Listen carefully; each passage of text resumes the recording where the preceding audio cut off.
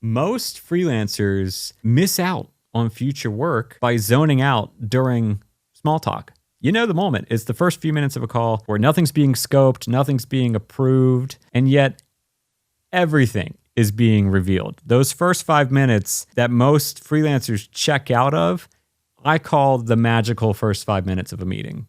They're field research. You're not chatting. You're gathering the answers to the test. You're collecting data that are going to inform the offers you present when it comes time to bring the next solution to this partner.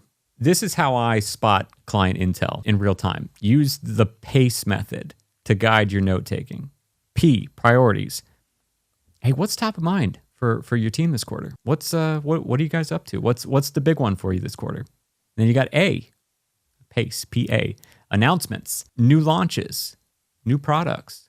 Hey, I saw on LinkedIn, this other team that you guys worked with announced this new product. Are you doing anything interesting to promote it? Are you guys doing anything different with this product rollout? Then you got C. 1, 2, C. Changes, internal or external pivots or restructuring. Hey, you mentioned last time you guys are bringing on this new employee. Is that because you guys are you changing how you're thinking about X? Or are you going in on content? Are you going, whatever that employee was? And then E, external pressures, external industry events, cultural shifts, what have you. So that's like, hey, I've been hearing that, industry Y, whatever this industry is really being affected by, trend Z. Are you all feeling that? Is that something that you're dealing with right now?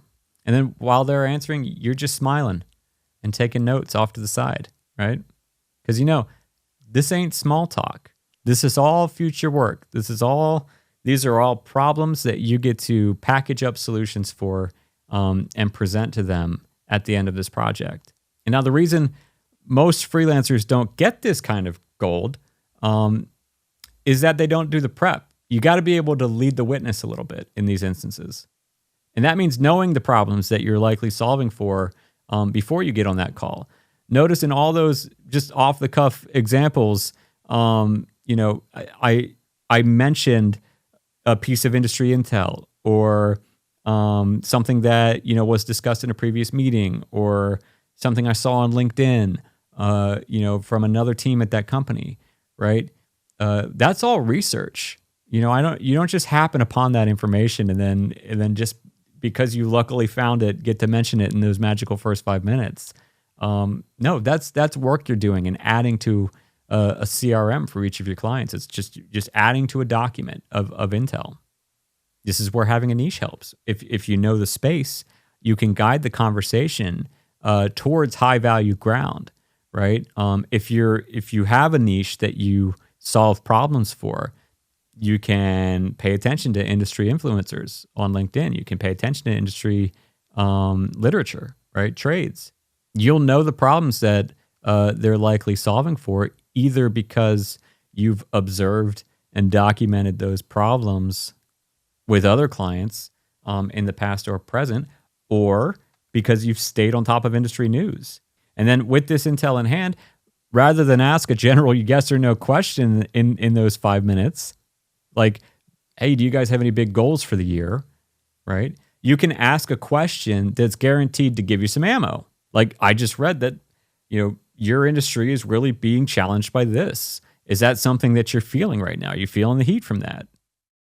Hey, we're trying to do more of these, all right? And in order to do that, we need to be bigger. We need a bigger audience. So subscribe and then send this link to your freelance buddies, to your aunt that's always wanted to start a freelance business, to your friend with the 9-to-5 that could be doing better, and let's grow this page together, all right? Another way to uncover new problems that need solved, and a method that many of you are probably using unknowingly or on accident. You uncover the next problem in the process of solving the current one. For instance, a web developer might do a complete overhaul of a client's website and notice in that process that they don't really have any means of capturing leads. The world's most optimized website means nothing if it doesn't convert. That's a pretty big problem, and it's probably the one that you should pitch them next to solve. A photographer might be hired to build an image asset library for a brand to deploy on social, but then midway through, identify that their client has no idea how to position these photos in a manner that plays the game of social media. What's the point of taking awesome pictures if their deployment means nothing for their business? Sounds like a great problem to solve next. If you're paying attention, every project becomes a diagnostic tool for the next one. Last little bit on this. More often than not, communication with clients isn't as direct, right? There's subtext, and maybe they're saying things that they don't necessarily mean because they don't have the words for it, or or they assume that you understand context that you don't. Across the board, listen for stuff like this. We're growing fast, right? Things are, usually you ask how things are going. They say, "Oh, well, things are going really good. We're moving really quick on this initiative, or we're growing fast, or yeah, it's a big year. Lots of things are happening. We're growing fast," right? Some version of that word or that sentence. This means a number of things. It means that there might be supply issues soon, or they may need to restructure elements of their business to handle, a swath of new leads coming in. They may have some scaling issues, or they may want to leverage that growth even into even bigger opportunities, even more expansion, and in the most strategic way. We've got a big launch coming up is another one that you're going to get a lot. Or, we've got this initiative that we're working towards. Or, in Q3, they've got us all gearing up for Q3 for this announcement, right? There's something on the horizon. So the first scenario is we're moving, things are growing. This scenario is here in a minute, we're going to be moving and things are going to be growing. This means they're likely going to have to strategize how to tell people about it. And they're restless about whether or not it's going to succeed. A lot of unknowns right now. They'll likely be all ears for anything you got that might get them closer to a little more certainty on success on that front. Your job is to turn vague ambition into a concrete pitch. If they say they're growing, offer a system to handle more inbound. If they say something big's coming up, offer ways to amplify, offer ways to convert, and track success. This is the art of translation, right? You're translating their business goals into new projects, into new things that you guys can work on together.